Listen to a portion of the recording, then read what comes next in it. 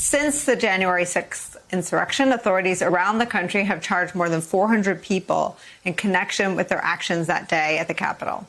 And despite the fracturing of right-wing extremist groups like the Oath Keepers and Proud Boys, experts are still concerned that we're heading toward a dangerous and tenuous next few years. Experts told the Daily Beast that we could expect more violence by radicals during the Biden presidency because they've grown angrier and more resolved in their disruption efforts. From that Daily Beast report, quote, while we're unlikely to see a mass event like January 6th that brought together 10,000 people at the Capitol, there could be more local attacks on a smaller but maybe more lethal scale. Car rammings, assassination plots, and bombings of state government buildings, infrastructure, or places where ordinary folks gather. And the dissolution of these extremist groups may make it harder for authorities to keep tabs on their plans. Quote, the FBI can more easily infiltrate an organization like the Oath Keepers, which draws members from the military and law enforcement. But with groups like the Proud Boys splintering, rogue members are harder to monitor. Networks that break up can realign under so many different names that it's impossible to keep track.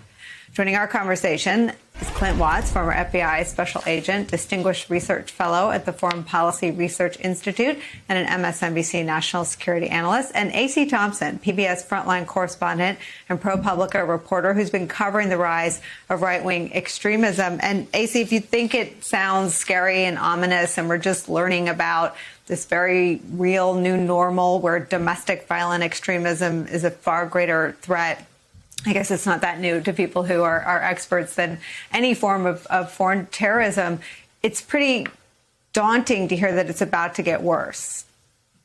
Yeah, I think that's a distinct possibility. And all along, over the last 6 months, the thing that I've been concerned about has been the potential for acts of mass casualty violence. So bombings, car attacks, that sort of thing. And I think we should be all not paranoid, but we need to be vigilant about the potential for that type of action.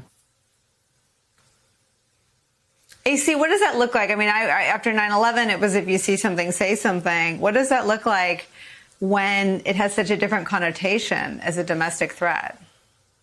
Right. I mean, I think the good work that needs to be done now, to a certain extent, is the media needs to be covering this. And the media has been much stronger, much better about covering this. We need law enforcement to step up, and I think we've seen a lot of that.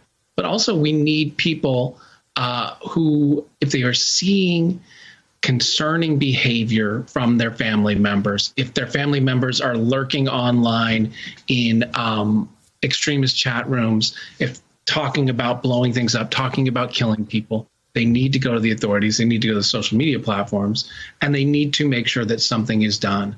And that's something that hasn't always happened. AC, how do you, I mean, this is a dumb question, but how do you cover these groups? You know, for me, I've covered them in two different ways. I've covered them by spending time with the members of these groups and talking to them, whether from prison. Like I interviewed one of the members of the kidnapping plot in the Gretchen Whitmer, Michigan kidnapping plot, one of the men accused of trying to kidnap the governor there. But also by looking at their criminal records, looking at what they leave on social media, looking at the people who don't want to talk and want to remain in the shadows, who are connected to violent actions. And I think one of the things that comes through with these groups is many of them are not, they haven't been chastened by what happened. They haven't been, they're not retreating after the Capitol siege and insurrection. Many of them are more dedicated than ever. They're more radicalized than ever and more sort of bent on potentially violent action.